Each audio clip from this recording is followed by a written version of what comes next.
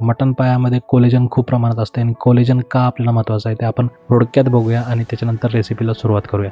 Collagen हे बॉडीचं structural protein म्हणून ओळखलं जातं. हे हाडांसाठी, रक्तासाठी आणि केसांसाठी खूप महत्त्वाचं आहे. सुरुवातीला आपल्या अंगात कोलेजन खूप प्रमाणात असतं ज्यावेळेस आपण लहान असतो, पण काही कालानंतर कोलेजनचं सिक्रेशन किंवा कोलेजनचं सिंथेसिस बॉडीत बंद होतं. कोलेजनचे नॅचरल सोर्सेस नाही आहेत. कोलेजन बॉडीने सिंथेसाइज करायला पाहिजे तर तुम्हाला कॉपर, झिंक आणि इतर अमायनो ॲसिड असलेले डाएट फॉलो करायला पाहिजे. पण तुम्हाला जर डायरेक्ट कोलेजन पाहिजे असेल तर ते तुम्हाला मटन, चिकन किंवा खेकडा आणि फिशमधून मिळू शकतं. सगळ्यात जास्त रिच प्रोटीन कोलेजनचा हा तुमचा मटन स्टॉक आहे किंवा मटन पाया सूप आहे. आणि कोलेजन नसल्यामुळे आपल्याला काय प्रॉब्लेम होऊ शकतात ते आपण आता बघूया. स्किन प्रॉब्लेम होतात, जॉईंट प्रॉब्लेम होतात आणि हेअर फॉल आणि नेल प्रॉब्लेम सुद्धा होतात. ओव्हरऑल एजिंग होतं आणि डायजेस्टिव्ह हेल्थ सुद्धा आपली खराब होऊ शकते कोलेजन कमी असल्यामुळे. आणि हे मेल फिमेल असे दोघांना पण हे प्रॉब्लेम होऊ शकतात, जेंडर स्पेसिफिक नाही आहेत.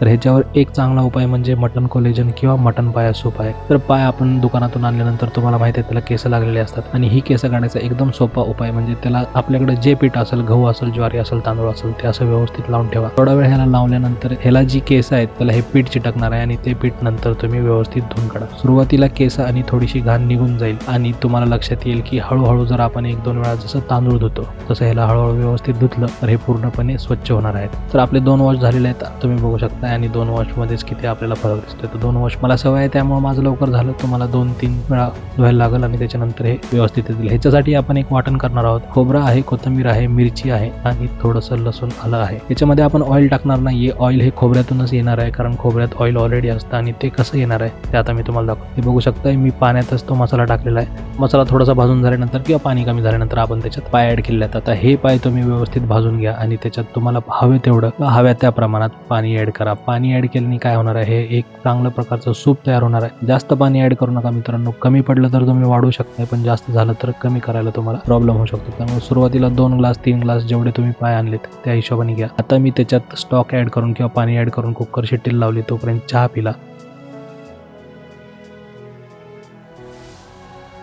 ह्या ठिकाणी तुम्ही बघू शकता पायावरती ऑइल आलेलं आहे. हे ऑइल खोबऱ्याचं आहे. खोबरं आपण एकदम बारीक करून त्याच्यामध्ये घेतलेलं आणि खोबरं भाजल्यानंतर त्याला ऑइल आलेलं आहे. तर ही मटण पायाची आपली जी डिश आहे त्याच्यामध्ये खूप प्रमाणात कोलेजन असतं, त्यामुळे तुम्हाला हे आरोग्यासाठी, शरीरासाठी खूप चांगलं आहे. लक्षात ठेवा व्हेजिटेरियन सोर्सेस नाही आहेत. जर तुम्ही कुठून हे विकत घेत असाल तर व्हेज सोर्सेस कोलेजनचे नाहीच आहेत आणि जरी असतील तरी ते तुम्हाला बॉडीत सिंथेसाइज करायला पाहिजे.